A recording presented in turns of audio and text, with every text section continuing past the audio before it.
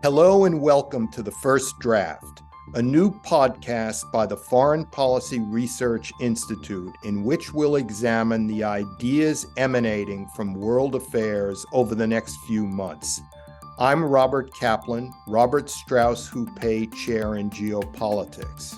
And I'm Dominic Green, Senior Fellow in the FPRI's Center for the Study of America and the West. Hello and welcome to The First Draft, a podcast of the Foreign Policy Research Institute, brought to you by me, Dominic Green, and Robert Kaplan. Robert, looking at the news early September, one item which seems to be bubbling along in a small way, but a significant one, is what's going on in West Africa, in particular in Niger and Gabon.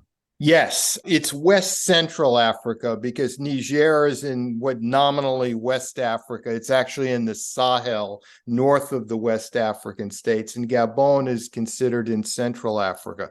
But what's going on is, remember that it took Great Britain 700 years to go from the Magna Carta to women's suffrage. In other words, democracy was a long process. It was hundreds upon hundreds of years, even in European societies. And yet everyone seems to assume that if you hold an election or two, you're going to have stability in these countries, which is very unfair to these countries. You know, it totally ignores our own experience. And they tend to they tend to assume too much, whether it's the Biden administration or it's the French, the former colonial rulers in this part of Africa. They assume that if you can hold two elections, you therefore have a democratic system with institutions and rule of law and bureaucracies that function, that provide order, not just order, but predictable lifestyles for people. And that is simply not the case. This is it's like out of Shakespeare. They hold an election. The ruler who's elected after a few months or a year has a falling out with the head of his presidential guard, and boom, the whole system is wrecked because there was never a system to begin with.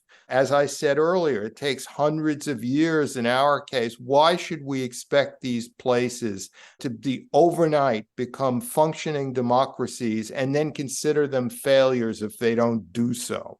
So that's what's happened. There's been a coup in Niger. There was another coup similar in Gabon.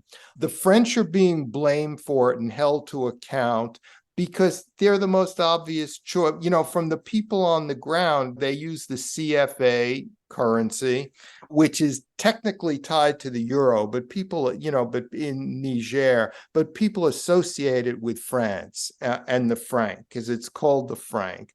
And that's how they associate the economy. Yes, colonialism ended some 60 years ago. And in that space of time, Singapore went from being a malarial hellhole to one of the wealthiest states in the world without any oil or gas. But nevertheless, because the French have wanted to play such an aggressive role in propping up these regimes, when things don't work out, who's going to be blamed? You're the man in the street in Niger or Gabon. And in Niger, you're using a currency that's in the popular mind associated with the French franc. And so who are you going to blame? Remember, populations, not just in Africa, but in the United States and Britain, are not intellectuals. They go for the most obvious symbol, so to speak. So the French are being blamed for this. It's amazing to think. I know Hans Kuntanani, the analyst, has a new book coming out. He points out that in the 1950s, when the forerunners of the European Union being established, the largest area of territory which fell under the new union was actually in Africa. It was France's colonial possessions that were counted as part of the territories that were being amalgamated. There is a particular historical legacy, which you're describing there, of French colonialism. The very deep connections that were cultivated between the metropolis and between colonies. And obviously, there's no similarity really when you look at, say, the British Empire and how that was run in a very amateurish or hands-off manner a lot of the time. But we're talking about two processes here, aren't we? One of them is internal, which is a weak state, which is certainly something which is a legacy of colonialism, no doubt about that. But the other is also to do with external pressures, not just political ones, say, coming from Paris. There are also massive economic pressures from outside on African states. There's also intense religious pressures from inside and outside, running right the way across the sub-Sudanic belt of Africa, which is an area in which the US has devoted, quite often quite quietly, devoted a great deal of counterterrorism efforts in the last couple of decades. At what point do we approach a kind of historical tipping point where these states are defined less by legacies of colonialism and more by current and emerging 21st century political patterns?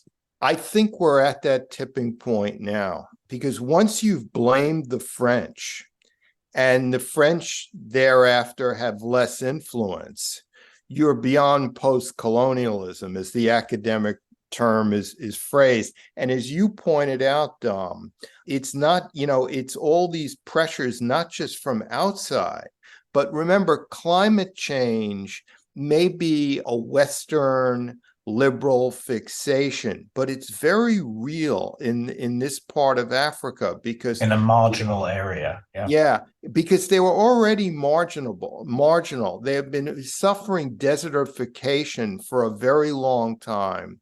Agricultural fields produce much less. There's more drought and there's more floods at the same time.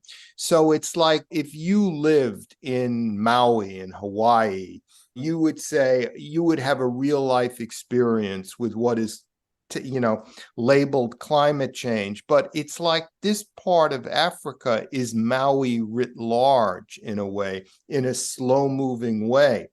And if you look at the population statistics, the world population is leveling off and will level off at about 10.5 billion. It's now at 8 billion.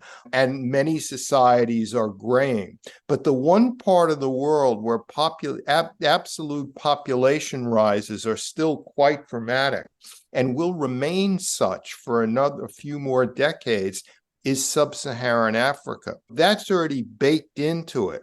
More and more people to support, less and less value from agricultural crops, more expanding deserts. It gets harder to rule. Governments can become overwhelmed. Even the most well-meaning and efficient governments can become overwhelmed. Oh, and I left out urbanization. Urbanization in the countries we're talking about is generally shanty towns, slums, things like that. So all these pressures are cooked in to this. So I think we're clearly beyond post-colonialism, even though the French Empire is in the headlines. Right. So we're into this post-colonial era. Yeah. The key international actors in this, then, I mean, are we talking about, say, Russia? You hear of the Wagner Group being very much involved in the region. Chinese commercial interests. Also, and we tend to hear less about that, of course, Western commercial interests, particularly, say, oil in Nigeria as a determining factor. Yeah, well, we'll see about Wagner, because their leader has just died, under what circumstances. Well, I'll leave out that adjective. So we don't know how they will function yet in Africa, but what they've done is they attach themselves to militaries. They've attached themselves to regional strongmen, helping them keep the lid on things. And they don't ask questions about human rights, and they're often perpetrators of human rights abuses. And so the people who've staged coups and taken power find it more convenient to deal with Wagner than to deal with, say, Secretary of State Anthony Blinken, who's always talking about human rights and holding elections and all of that. So the Russians can take advantage of this. The French are weakened. and and we'll see what happens. But I'm what I think is nobody really has an answer to this thing, and yet nobody will admit that they don't have an answer to this thing. It's always hold an election. That's what we need to do. We're kind of at the end of the road for that in a way. Yes, and I was going to ask and we can now look in retrospect at that whole sweep of time from 1990. Could it have been done differently? What were there mistakes that Western leaders made, maybe by omission, simply by not engaging seriously enough? I think, my experience around the world is that not just in Africa, but in many places, in Egypt, in Pakistan, wherever, that 90% of this is internally driven. Whether we do the right things or the wrong things. I mean, the Iranian Revolution was internally driven. And the same thing with the coup in Egypt in 2012 that brought al-Sisi, the military general al-Sisi, to power, was internally driven. So I think we're going down the wrong alley with that, saying we could have, that's actually very ambitious, that we could have changed things. These things are internally driven, and we can affect things on the margins and occasionally at pivotal points along the way. Well, that makes me wonder if perhaps the events that we see in Niger and Gabon, and more broadly across the whole swathe of Africa, are going to count for a lot more than, say, the war in Ukraine when it comes to the political future of Europe in particular. Where I think it will. I've been anti-immigrant politics are now becoming the defining electoral issue right the way across, and it's very hard to argue, as previously could be argued, that this was the resurgence of the fascist right, or the racists after 1945. This seems to have emerged in the very center of electoral politics there. Yeah, as I've been writing, that for the moment, Europe's future is fixated on Ukraine to the east. But over the course of this century, which is not quite one quarter over, Europe's future will be much more affected by what happens in the south because of migration. At the beginning of this century, there was one European for one African, I believe, and at the end of the century, it'll be 7 Africans for every one European. The Mediterranean is a connector; it's not a divider, especially in the jet age. And so you will have, steady migration. And you will have migration from failed states or semi-failed states. You will have migration because of changes in crop cycles and agriculture. You will have migration even from semi-successful emerging middle-class places in sub-Saharan Africa, because middle classes are notoriously ungrateful. Once they reach a point where they have the financial wherewithal to leave, to try life in a more efficient, more, well-working place, they will leave. They won't say, thank you for making us middle class. We're going to be patriotic and stay here. And accept a ceiling on our upward. So it's a mixture. Ascent, yes. These movements will occur irrespective of how many failed states or successful states there are in Africa. Over the course of the summer, the slight tone of irritation could be heard in some quarters regarding progress or lack of progress in the Ukrainian offensive. I believe the British Defense Secretary effectively said the Ukrainians are not being grateful enough for the gear they had been sent. It didn't, so far at least, the offensive has not achieved its major goals. Everyone knows that the winter is going to come by November, and that's puts a hard stop on mobile warfare. And this has been described as the greatest network of trenches anyone has built in Europe since 1945. But do you think, therefore, that we are heading either towards a very long and unresolvable managed conflict or some kind of negotiation? Well, it may be back to 1914, because when you look at these trenches, they're not just a line, it's like a bandwidth that's pretty thick of trenches and tank traps and troops, then more tank traps than wires, mined fields and all of that, which would be hard for even the most well-equipped army to break into. I think clearly the summer has been a disappointment. And before the summer, as you said to me in an email, dividing it between the moral liberal imperative and the strategic realist imperative, these two parties who are arguing over Ukraine.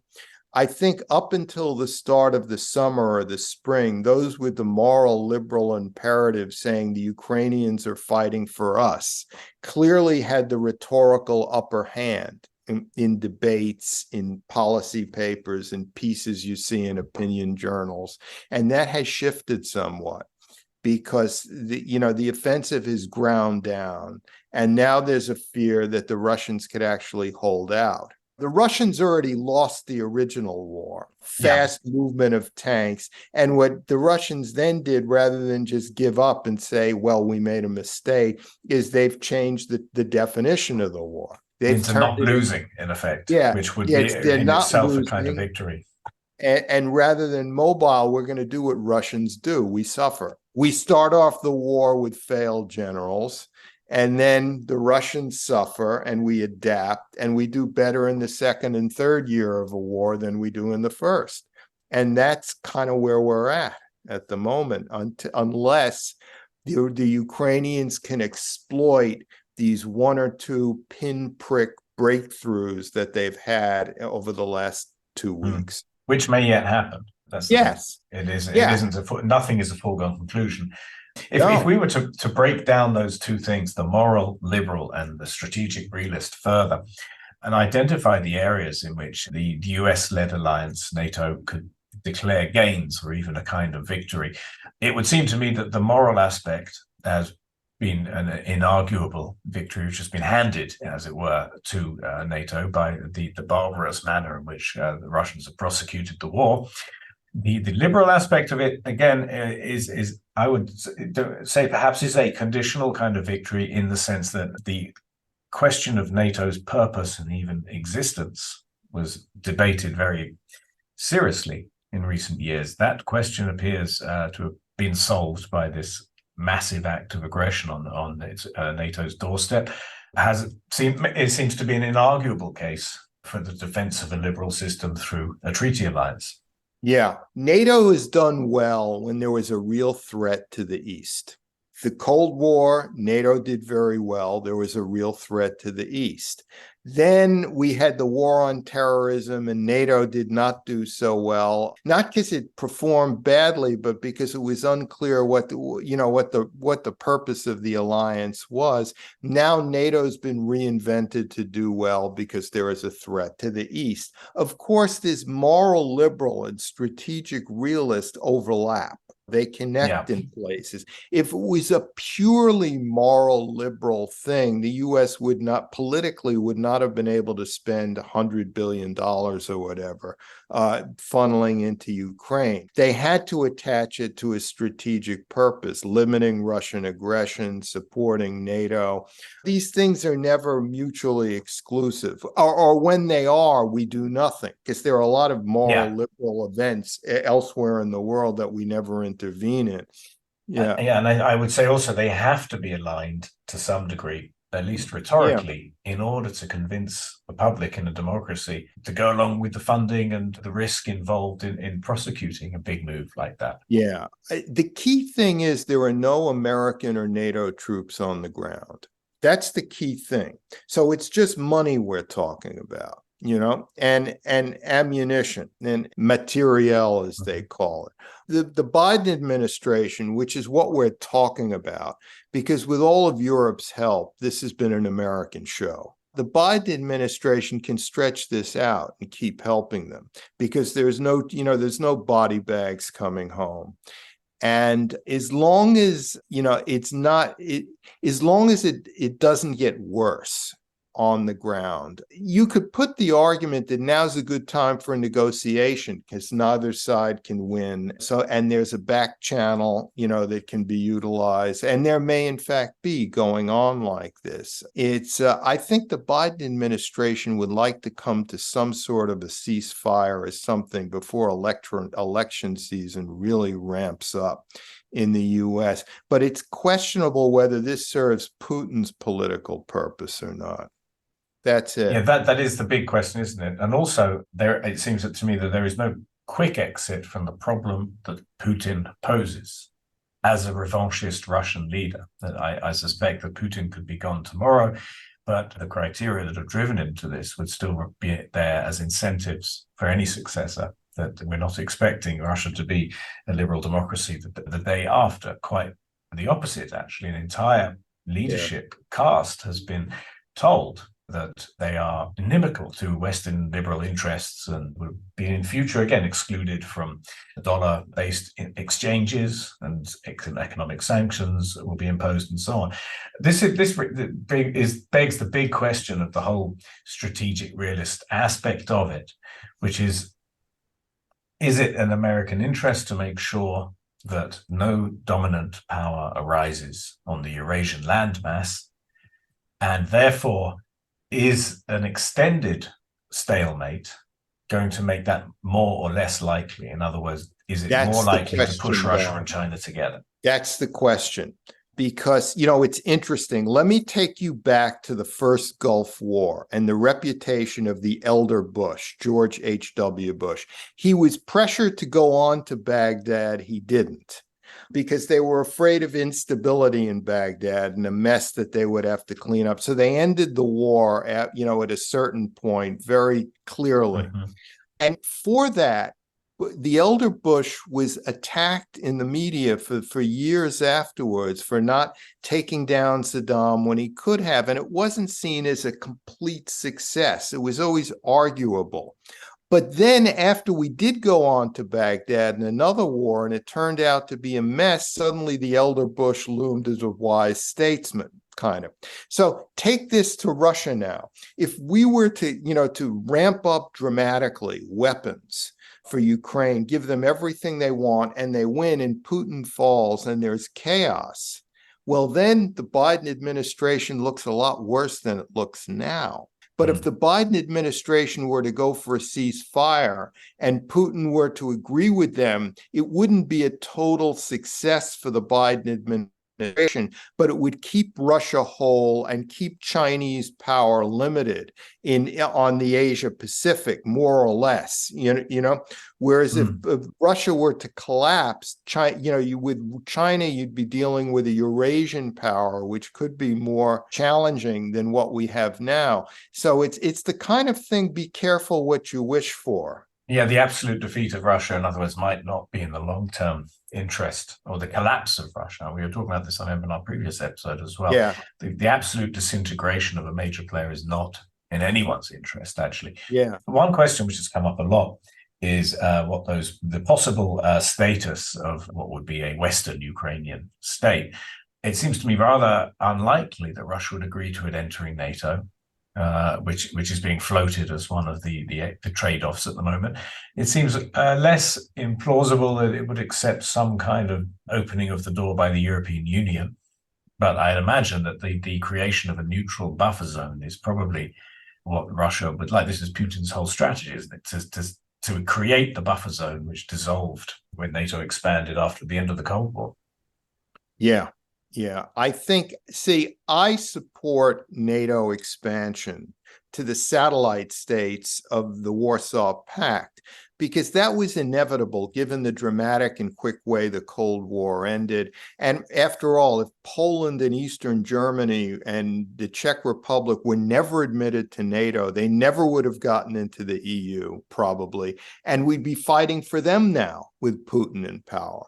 But the mistake was to play loose and fast with maybe we should admit also Ukraine and Georgia and Belarus, maybe we should do another expansion. I think that's what just drove Putin crazy. drove the whole Russian elite crazy. The fact that we were continuing to we were contemplating expanding even further. You recently wrote a piece in Time on the geopolitical imagination. What do you mean by that in this context, and how should we be well, using it's a piece about Tolstoy, and Tolstoy has this character in War and Peace towards the end of this novel, Count Rasputchin, who was a very smart analyst. He could technically see how Moscow could fall to Napoleon. He could analyze it, but he could never imagine it. He could never imagine it. He could never imagine what he had analytically come to, what he had analytically realized, so that when it happened, he was just as surprised as anyone else and wasn't able to do anything about it. So the point of the piece is what's really required in this world of ours with its teetering geopolitical change is not just analysis, but a real imagination. So, you have to be able to imagine another regime in Iran after the Ayatollahs. You have to be able to imagine the collapse of Putin, or Putin being in power another 15 years for that matter. You have to imagine China really going into an economic tailspin that leads to social unrest in China, because analysis will only take you so far in this, because you won't be able to imagine it. You'll discount the fact that it could happen. But a lot of things are going to happen, and it's about imagination, and imagination is ultimately literary, and that's what brings us back to Tolstoy in a sense. So that's what the piece is about, what Tolstoy would think of geopolitics. I'm probably able to guess what Tolstoy would have thought of artificial intelligence, as he did write about the metaphor of the train, and how all the different explanations for how the train moves according to people's point of view and their educational attainment. The peasant thinks that there's a demon inside the engine, and so on, and the scientists will identify the smoke and wheels moving. I have been reading a lot over the summer about artificial intelligence, and that is primarily, of course, a literary linguistic phenomenon. In the way of the geopolitical imagination. We are in the early stages of this. It seems to me that, again, we have to really try to imagine the full implications of the kind of changes that can occur, because politics as we know it, government as we know it, are still thought of as being analog bureaucratic forms almost. I mean, we're talking digitally. This is a digital product, is part of that political field of conversation, but we think of the institutions, we're still thinking of them in effectively 19th century terms, and the implications are so colossal, in fact, that it's almost difficult as with the rise of China in recent decades. It's so far reaching when you look in, say, the politics of Africa versus it's almost impossible for us to imagine this, and yet half of what we're trying to imagine has already taken place. If you're ringing for a service center and you have a computerized response, or it pops up on your screen offering to chat about it, you're already engaged in an AI conversation. So this is my prediction, in a way, for the nature of politics in the 21st century, is this strange combination of these on the ground, highly compressed traditional forces, the kind that you traveled and reported on for so long, about the power of demography, of religion, of agricultural societies on marginal land. All these kind of perennial factors are going to be processed through a very different way of expressing and experiencing the world, which is going to be AI.